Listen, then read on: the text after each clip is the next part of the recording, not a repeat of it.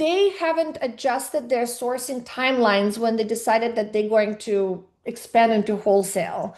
And they what end up doing is landing a one large wholesale account, but their lead times were still running on a direct-to-consumer timelines that they've put together for themselves as they were a DTC business primarily.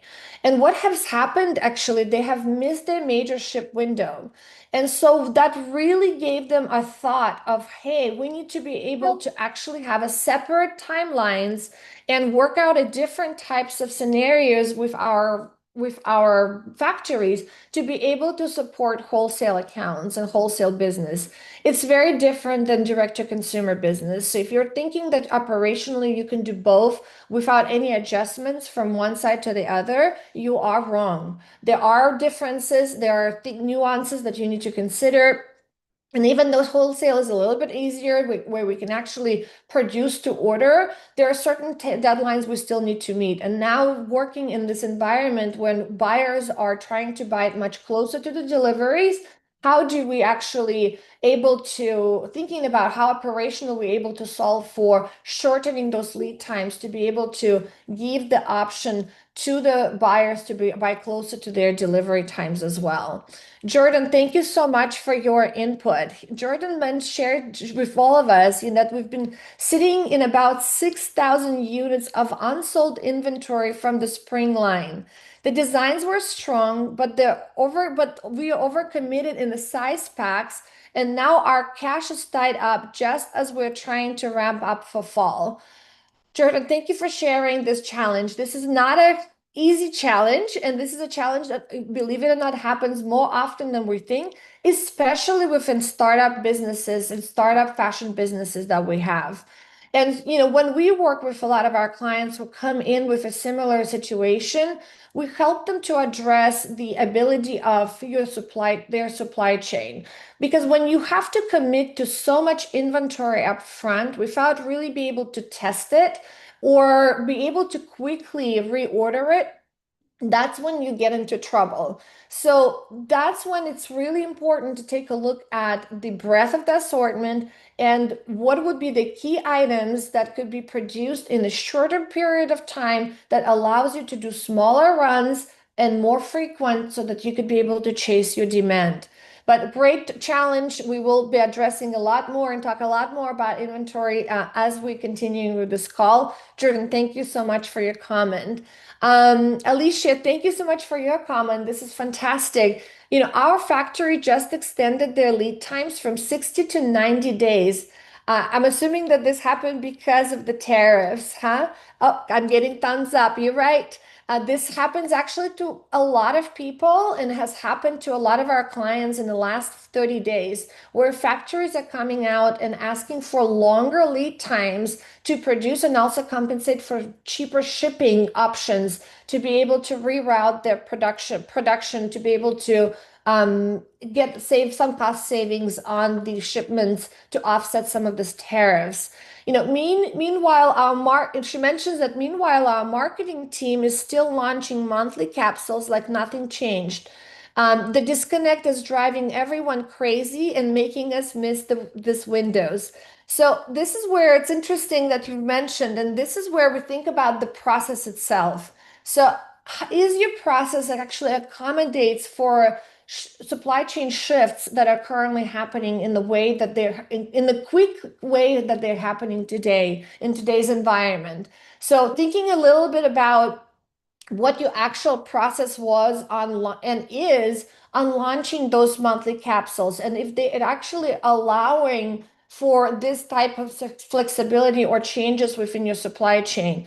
I will actually say that if you are actually launching capsules on a monthly basis and you are working with the current supply chain even at 60 days and now going into 90 days, your supply chain needs optimization. Because especially when we work on capsule collection releases, our goal is to find ability to produce and chase those capsule collection demand orders in much quicker time. As an example, for one of our clients, we just built a module supply chain for the factory that does module production, and they went from 60 days to 21-day production and shipping time to the actual customer. So thinking about the different options within your supply chain can help you with some of this challenges that you are experiencing.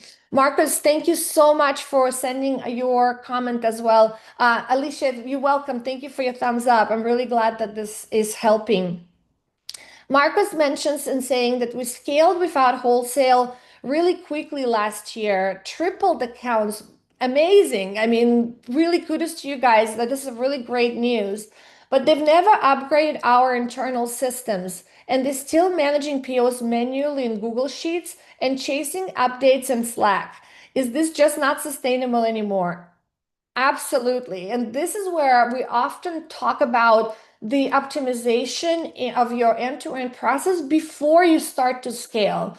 So if you're a company who are projecting to scale within next 12 months to 10 million or up, you really need to start looking at what type of systems you will need to support that scale, what automations you potentially need to put in place, and whether your end-to-end process is actually optimized to avoid some of these challenges that will backstab you in the long run if you don't address them ahead of time. So anytime we are projected to scale, this should never be a surprise. You don't scale overnight. I mean, unless you are one of those phenomenal sensations, but typically you do scale over time and you usually project to scale. So when you do project to scale, you need to make sure that you're actually ready to do it before you actually starting to push your sales force to that scalability. Hopefully, Marcus, this makes sense and you are able to address some of this with some of the ideas that we are going to share within this call, and be able to bring that to your team to see what type of solutions you might need to put in place.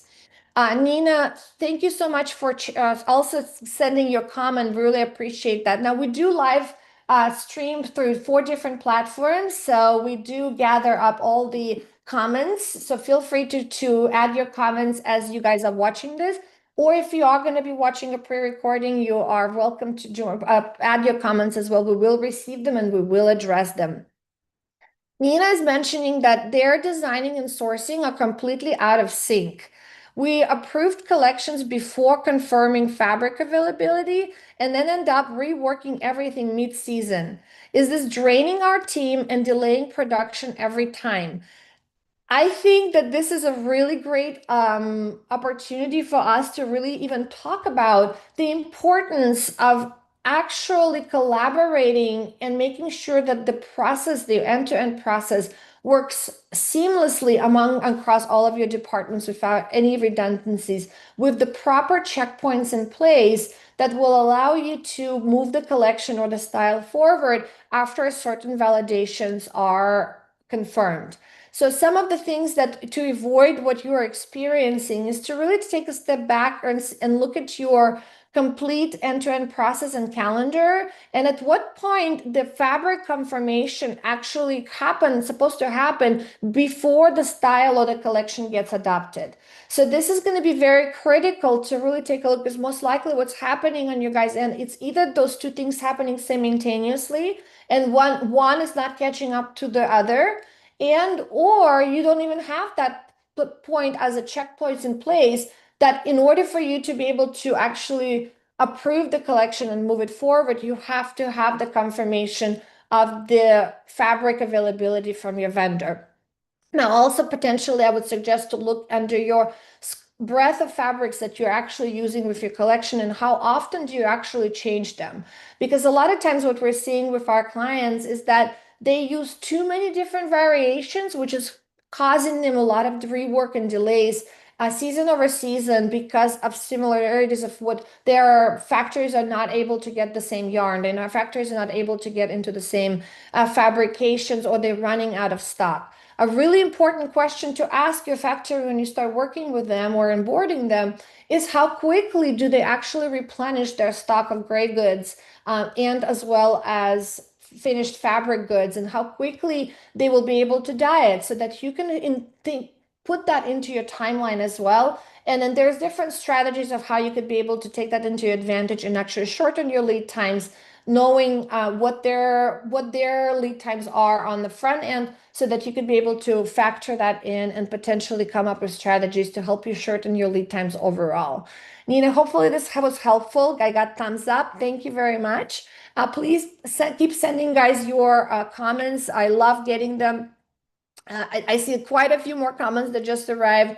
I will address them within this call or later on offline once we finish with this roundtable. But I'd love to really continue and think about some of the what if some of the different strategies and what we actually need to do to be able to stay resilient with what's happening in the world operationally. And here's something that most fashion businesses never really prioritize, but they really should. It's embedding an ongoing improvement practices into their daily operations. So what does that really mean, right? We tend to think of improvement of something that you do it once or you do it when something breaks. But in reality, growth comes from micro adjustments built into your workflow. And this is really a part of the process of your integrating a continuous improvement into the culture of your company, into the mentality of your team to be able to drive the continuous improvement on a daily and weekly basis. And the businesses really that are thriving right now, they and be able to stay resilient is because they have those practices embedded and really well practiced over time, so that now they could be able to react to the potential risks that are coming in versus being reactive to the moment of when it actually have happened. If you're trying to solve for something when it already broke or something has changed and now you're trying to scramble for it, you are way too late in the game for this. And so you really want to make sure that you have processes in place to be able to continuously improve, to stay ahead of this type of risks that are potentially happening. For example, if you really think about a monthly operations, retrospective with the merchandising, fulfillment, and financials, it all being in one room. And that's often when our clients come in with operational problems, when we start to look at their end-to-end process and how often do they meet as a team, right, as a cross-functional team, to look at some of this delays that are arriving, we're realizing that unfortunately that process is often in not being put in place. Have you mapped out every cross-function handoff in your go-to-market calendar and really to eliminate the redundancies? And if you haven't done that, which to my surprise, many companies have missed that particular small step, which is very important to really capture all the type of handoffs that needs to happen in order for you to take this product to market, which puts me back into the earlier comment that we have seen from Nina, being sourcing and design team being completely out of sync. So this really puts us back to the conversation as potentially, do they even have that mapped out and captured of all those handoffs that need to happen? And what actually controls these handoffs knowingly that they actually have been done? And that's when the systems come in, right? PLM system is a fantastic system to do that in a calendaring mode where you're actually able to restrict the next step to happen unless you are able to check off that this particular prior step, prerequisite step has happened, which in your case Nina, would have been the fabric has been confirmed and approved. And take it even a step further, it's not just the fabric, it's the capacity, it's the ability and the pricing, right? Is that you would need to make sure that all that gets confirmed prior to adopting a style or a collection, especially. And are your developers and really sourcing teams co-planning with the marketing and sales that haven't evolved their communication or roles as the company scales? What we also often see that the sourcing teams and design teams or product development teams are often work in a silo from the marketing and sales teams. And they only meet during the handoff of when the collections are adopted to showcase of what they're going to go forward with. So then the marketing team starts to step in figuring out what kind of marketing they would need to drive in order for this to happen. So if you're involving your marketing and sales team towards the end of the process of creation, it's most likely done wrong. So what we often recommend and what we often try to work into our end-to-end processes for our clients to make sure that those checkpoints and syncing those cross-functional, having those cross-functional meetings early on when you're still just starting to even look at the trends. Because even when we start looking at the trends and doing trend reports before we're starting to design, we want to make sure that we in sync with our marketing and sales team and gather the learnings from the previous collections, not just from the sales perspective and numbers, but also what has worked in the marketing side, what has potentially worked on the sales side. What did the sales team, whether it's D2C or B2B, is actually getting feedback from the customer, right? Creating that feedback loop so that you are able to have that knowledge when you are starting fresh on your trend research so that you can be able to adapt. Not every trend is going to work for your brand, but when to know which trend to actually pick up on and expand on oftentimes comes from those early meetings from the cross-functional with the marketing and the sales. Evolving the sales and marketing team early on really helps you benefit to really put your collection into success so that they can be able to also provide you some of the input and also start thinking creatively ahead of time, knowing what's potentially to come, so that they'll be able to have more time to prepare all of the marketing strategies and sales strategies to really support and make your collection successful within the next season. And a lot of what's really broken is really in businesses. We actually just misaligned between departments and they haven't really involved their communications or roles as the company scales. So another really important thing is really thinking about the RACI chart, right? Really outlining the roles and responsibilities of every department and who to go to when the information needs to be communicated or something changes within the process or something changes within your collections or your supply chain. Who needs to be notified? Who needs to be just aware of, and who is actually going to be the owner of that communication? So we found that you really often just rely on your teams to remember to let everyone know. And often what it ends up being is when you are weeks later scrambling for something that everybody should have already known and addressed and start working towards, and they're just finding out in the meeting and start actually saying, well, we've never heard this, you never told us, or no one ever advised us, or no one ever communicated this to us. So having an optimized communication process as well within your organization really will help you operationally to succeed to what you are working on. And really thinking about, I'd love us to really start thinking about, right, is what we can fix before it actually is broken. And this is where starting to think like a high performance engine that needs regular tuning. And that's what really the improvement, the process improvement, continuous process improvement is all about.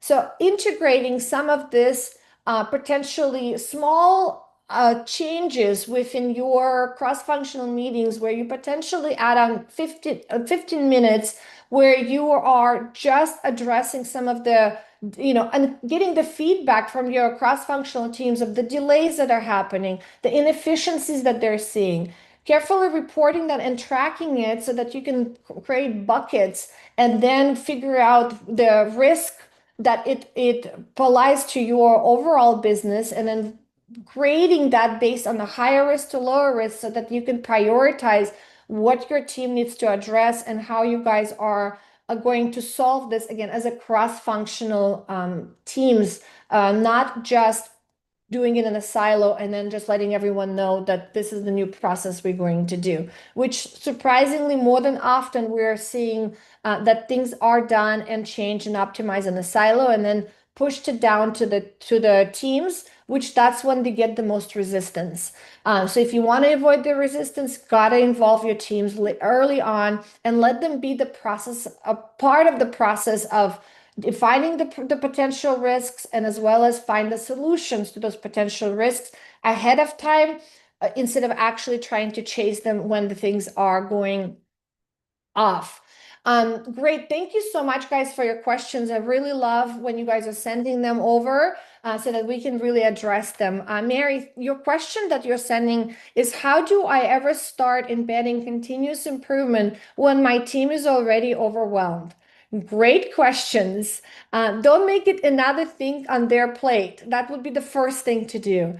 Bake it into what's already you are doing currently. Like I mentioned, add 15 minutes to a weekly production of buying meetings, and ask your team at that particular moment, cross-function teams, what slowed them down this week, what they could adjust before the next time this happens, what needs to be really full post-mortem, and kind of what you would really need to evaluate after that meeting and taking, so that you can be able to then prioritize and still keep addressing it on the following times when you guys are meeting.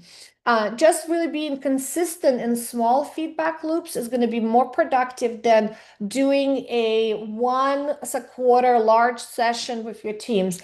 Now, it's also important to have that, and those what we're going to call them kaizens, is where you actually are able to potentially within the span of 3 to 6 hours, with proper stakeholders from your cross-functional teams, as well as most importantly process users, not just the managers, to be able to solve some of those inefficiencies really quickly while you guys sitting all in one room, and then be able to quickly implement that and test it whether that actually worked or not. But those are more kaizens that you could potentially have once a month, once a quarter. But prior to even preparing for that kaizen, which a lot of times why those kaizens become unsuccessful, because they're not really coming in intentionally to solve a particular problem. They often start off by, hey, we'll start a kaizen with our team so that we could be able to identify and solve some of the issues, but then it derails into completely something else than it being an actual kaizen. And a lot of times people are walking away from those meetings thinking, well, we just spent 6 hours and then yet we have not solved for anything. You always have to be able to have a beginning and the end goal from what that particular session is going to intake, so that you could be able to come with the resolution by the end of your 5th or 6th hour with your team, and then go into implementation so that it will actually be productive and the teams will not feel like they're wasting their time. So making sure that you have the right facilitators, preferably Lean Six Sigma black belts, who are trained into guiding these particular sessions in the right way, so that you could be able to actually get the right outcome. Hopefully this helped. Great. I got thumbs up. Thank you so much. And thank you so much for being in the call and sending up your questions. Sam, great question. With growing fast, should we pause to improve systems or keep pushing sales? It's not either or. So if you have not pre-built and kind of implemented the systems in place for you to support your scale, and now you're already scaling quickly, it needs to happen simultaneously at this point. You cannot scale chaos. So what you really need to think is in this way, where the current process can support double the volume currently, and then you're building to really a revenue trap if you are building it in scaling it without the right systems in place. So for now, what I would suggest is to do the small tweaks now to really save your massive fires, and then really improve while you're moving. So don't wait to a perfect time. There's never going to be a perfect time to sit and improve.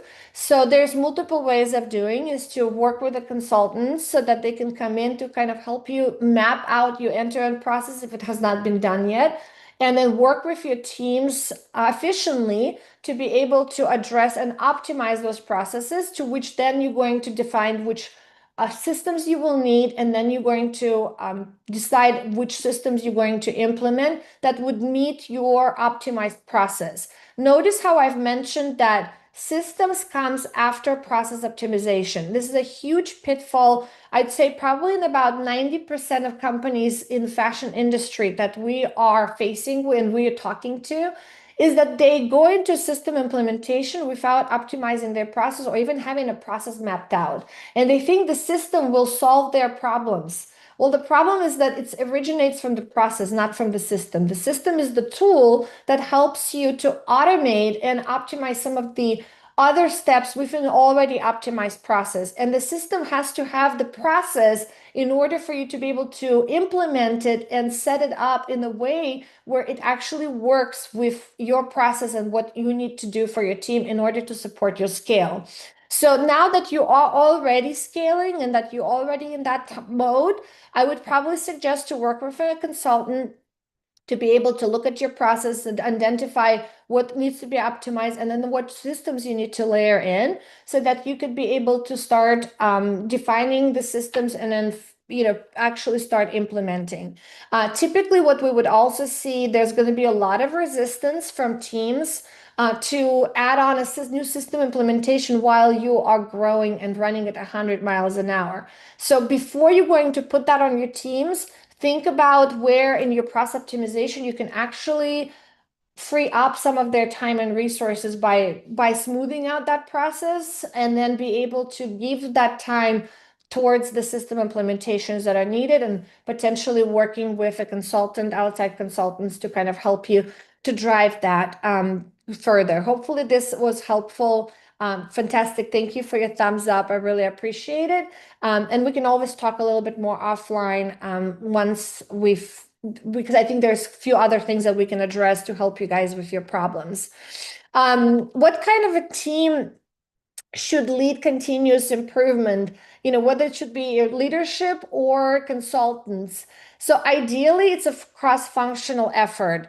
But if you had to choose one, have operational facilitators and leadership champions are part of this cross-functional teams to be able to actually drive the continuous improvement. But it actually needs to be implemented and embedded in your company culture overall. Whether you're just a starting up employee to all the way to your management, everyone has to think continuous improvement. So thinking about creating a safe space for receiving feedback of what potentially is not working in the process, or what are the recommendations that are potentially coming from your teams, and not just collecting those feedback and putting them in the blog box and never looking at them, but actually evaluating them on a weekly and monthly basis, prioritizing them and bringing them back to the cross-functional teams to address and solve potentially in Kaizen form.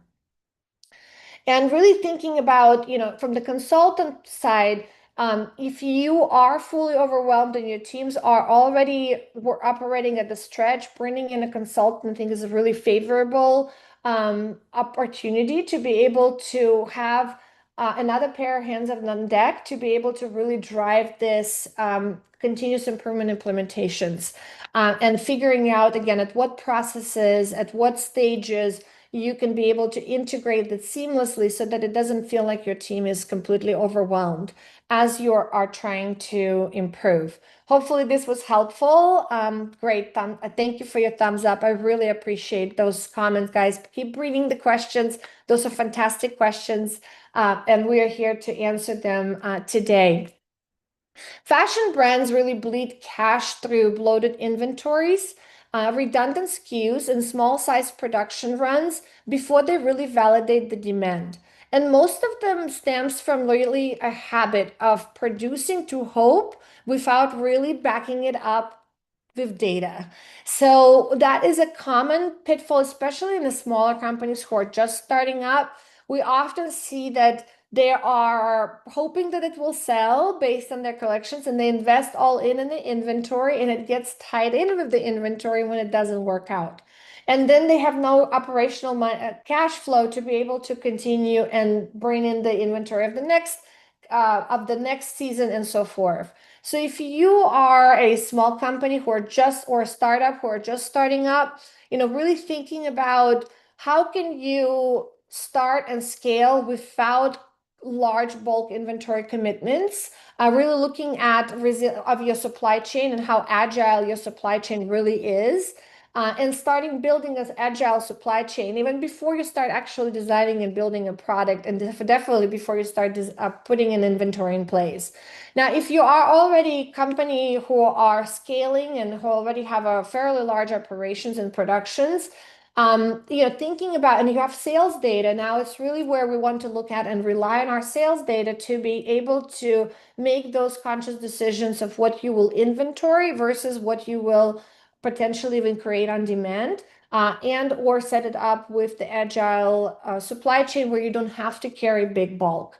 The rule of thumb really is your 80-20 rule. So finding out what are the 20% of your assortment actually drives 80% of your sales, and focus on that. Everything else is a tail. And often, more often than ever, it's actually a tail that should be chopped off so that you could be able to maximize your profitability on focusing what's your core on your core, and then strategically expanding it without minimizing the risks of that inventory being not sold after all.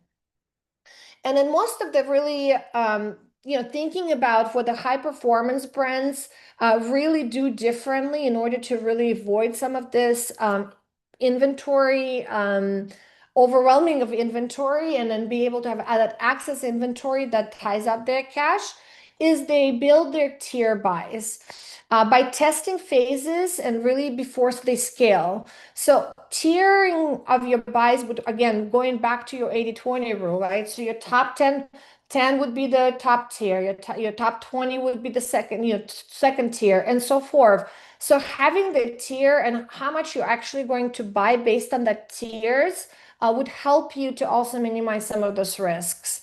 Really thinking about partnering with factories on a rolling production model, not just the big season drops. And this is what we often see with big companies, that they focus so heavily on big season drop, and preparing for that inventory, where we often would recommend to really look at kind of a rolling production model, right? So that you have micro releases that you could be able to roll through, test them, and then be able to know what will work so that you can commit to larger inventory without in minimizing your risk. They monitor cost to hold and not just the cost of goods. We often, when we look at our margins, and we don't really look at so much how much it costs us to actually hold this inventory. And so what often we are seeing is that we are great on the initial product margins, but when we actually start to look at our net margins, profit margins, we are actually bleeding money. And that's when it comes into operational efficiencies, or if you're holding too much inventory for too long of a time, all that costs money. So making sure that tracking how much it actually costs you and looking at the benefits of ordering smaller quantities but more frequently, and potentially, yes, you might overpay a little bit on shipping, but would that potentially offset the large sums of accumulated expenses of inventory that is dead stock and you have to hold it, and as well it ties up your cash and everything else. Sometimes we often say, especially when you are in that scale up mode, it's better to have a little smaller margin, but be able to have less inventory, and then be able to frequently get into that reorders to chase your demand, versus having a bigger margin, but then be stuck with all that inventory that you potentially don't know what to do with. Thinking about, how do we improve our cash flow, our margins, and the most importantly is to have the room to chase the winners. We often see clients that are coming in and they say, well, you drop the collection. Once it sells out, we move on to the next one. And then once that sells out, we move to the next one. Well, what we're starting, when we see that, when we actually start crunching the numbers, that strategy is good to work in testing mode, but it doesn't really good to work in the long term, because you are spending so much money in your R&D, sourcing, the development of the product, fittings and everything else, and sampling, which is very costly as well. taking images of your product, putting it online if you're doing direct to consumer and selling it. But if you're not able to chase it, or you're saying, okay, this is only going to be our one of a kind collection, and we don't have any evergreen items that people can come in and buy every single day of throughout the year, and that you could be able to really get good margins because you were able to get better quantities, and larger quantities, and bring them in, then that's really a big miss. So thinking about maybe potentially looking whether to create a hybrid model, where once you identify your winners from your testing of those drop collections, you potentially might be progressing them into your evergreen product with, of course, with minimal updates that happens throughout the season. But overall, all that R&D that you spend actually stays within and maximizing the dollars that you have spent in R&D, and to be able to prolonging the shelf life of this particular product. I think is going to be also a very critical thing to look at if you are already not doing so. Also thinking about, how do you do an end of the season write-offs after we introducing the SKU steering and agile restocking? And, one of the optimal ways is to, of course, looking at supply chain, agile supply chain that allows you to potentially produce your product and get it to the customer within about 14 to 21 days. There are great partners out there. Patchwork is one of them that I'm on the board of advisors with, and we're building it. They're already actually functioning, and they have several clients that they are working with in the test mode. But they're a phenomenal example of this agile supply chain, where they can actually take your product and ideas and set you up with the on-demand, nearly on-demand micro productions of where you can actually chase your orders, and they will get to your customer within 14 to 21 days from the day when you place the order. And not only that, their AI system actually helps you to track the demand and project the next week's quantity or next 2 weeks quantity, so that they can be able to send it to the factory and start production or reserving materials as needed. So thinking about how agile your supply chain is going to be very critical for you to succeed operationally, and be able to stay resilient with this unknown times. Lisa, thank you so much for your question. We work with overseas factory. How can we stay agile with a 90-day lead times? Really, the number one, you cannot. You cannot be agile if your lead times are 90 days. Even you cannot be agile if your lead times is 60 days. Your goal to be in agile of lead times to be between 14 to 21 days ideally.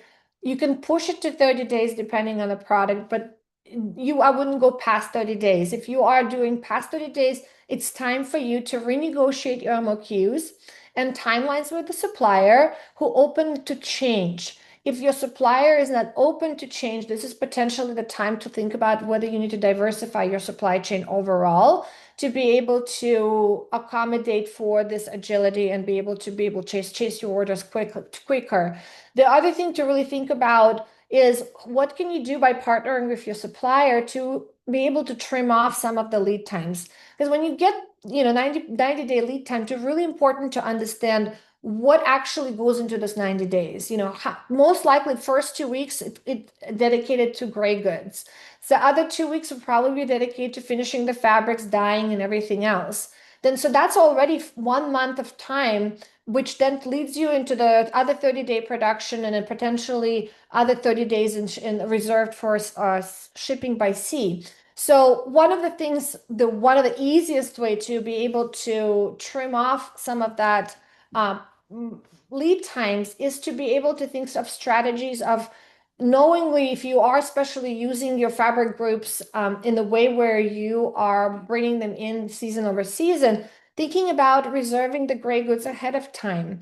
Yes, you are going to putting a little bit of risk, but again, it's a calculated risk of gray goods that you can use over this season. If you don't use all this season, you can use it next season. So working with the partners, with your manufacturing partners, and potentially looking at the gray goods of stocking of gray goods, or maybe even stocking your finished material if you are fairly consistent with your colors and your fabric grouping as well as you expand. So that just alone of those two small strategies can really shorten your lead times already just off the bat, right? And so thinking about creatively what other things you could potentially do to if and partner with your factories to be able to shorten those lead times is going to be very critical. But the only way you'll be able to do it is to having this open conversation and understanding their end-to-end process. Because if you are just treating your supplier as a transactional relationship where you give them the PO, they give you the product, you give them the PO, you give them the product, then you are really not partnering with them, right? Your goal is to understand their process better than they do so that you can potentially see where they can optimize it even on their end with your recommendation so that they could be able to minimize lead times for you and then potentially for other clients. So hopefully this was helpful in answering some of your questions.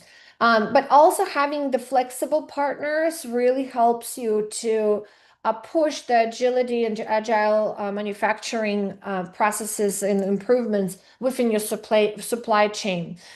Really important as well as looking at sourcing, right? So potentially working with your sourcing partners or your teams to be able to let them know the challenge and see if you guys can diversify your supply chain and find other solutions that can give you shorter lead times.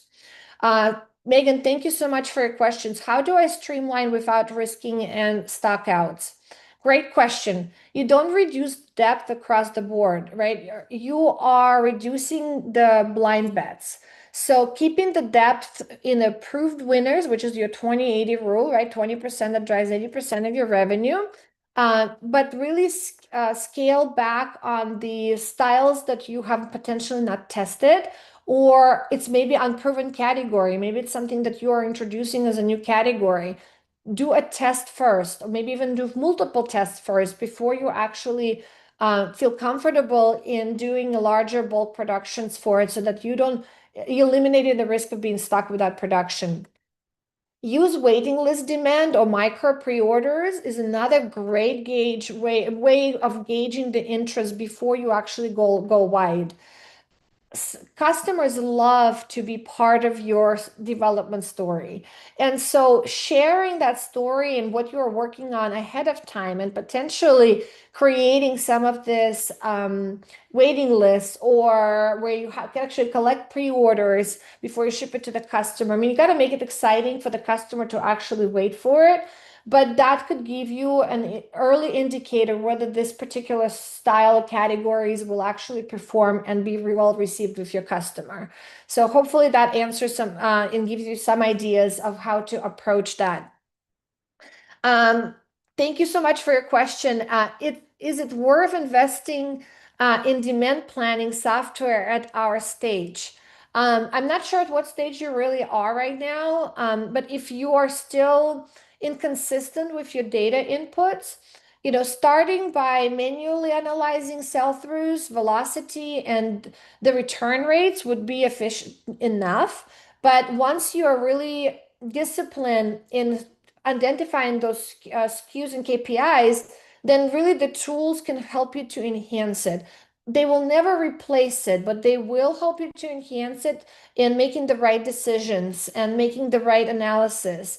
So, but again, I would always recommend, especially for our big brands, is to have data scientists on your team, right? So who could be able to use the tools to really help you to predict your future and future based on the previous sales and the data.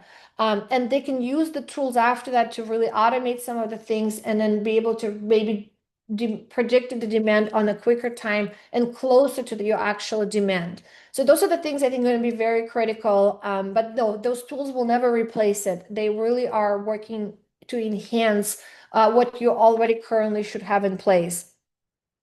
Most brands I talk to are making decisions on data that are 2 to 4 weeks behind. That delay isn't costing them thousands in lost margin. And so today's market it really requires a real-time adjustments based on what's happening now. That's what your really ERP reports, 30 days from now can potentially do. But your real-time data collection and be able to respond, and this is where the really great AI tools coming in play, where they can actually make adjustments and be able to predict of what's happening based on what your sales are like today, not what they were 2 to 4 weeks ago, and also constantly comparing them to your last year, to your previous month performance, and so forth. So you'll constantly be able to predict your future versus trying to chase after that. you know, Thinking about a couple of the things, right? Are you reviewing your SKU performance on the weekly basis? So that's what the high performing brands in the large companies do. So if you are kind of a small to mid-size and you are not currently looking at your SKU performance on the weekly, not to even say daily basis, you're probably having a huge miss. So there's something that needs to be integrated into your process. Do you know which SKUs are dragging your margin down before the market down season really is happening, right? So to understand, what is selling, what is not selling, where your high margin items, where your margin challenged potentially on the styles, and how will you improve them, right? So if you are testing and your margins are kind of not to where you really need to be, but you're seeing that your that particular product is going to be in a higher demand, and or have a really good feedback from your customers that they're actually responding really quickly to it and really well, starting to then chase and trying to improve your margin is again going to be too late. So before you start to adapt your styles or adapt your new collections or categories, is always to have plan A and plan B. So and always ask yourself, what happens if our demand escalates, or if we are going to become overnight sensation with this particular item? What vendor do we fall back on?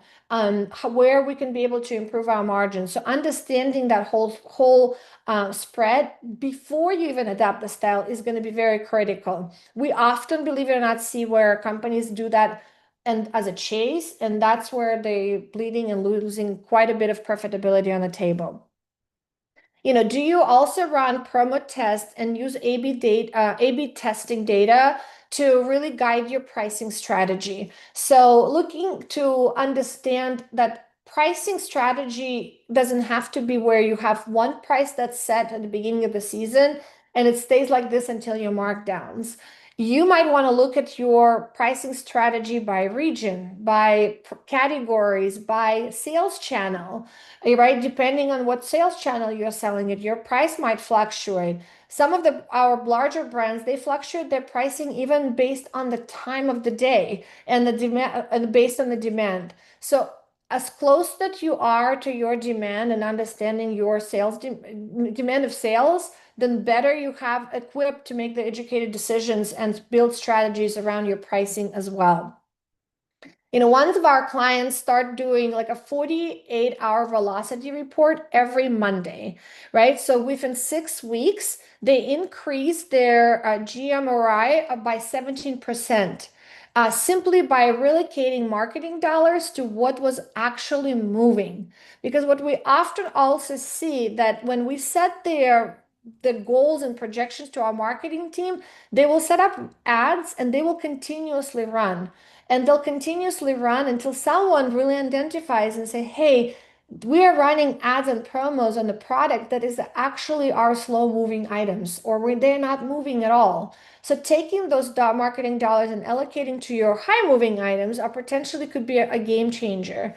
So really understanding and having, again, your data scientists or analytical teams to actually be able to look at not just the performance of sales, but also how that is in touch with your marketing spends on those particular SKUs.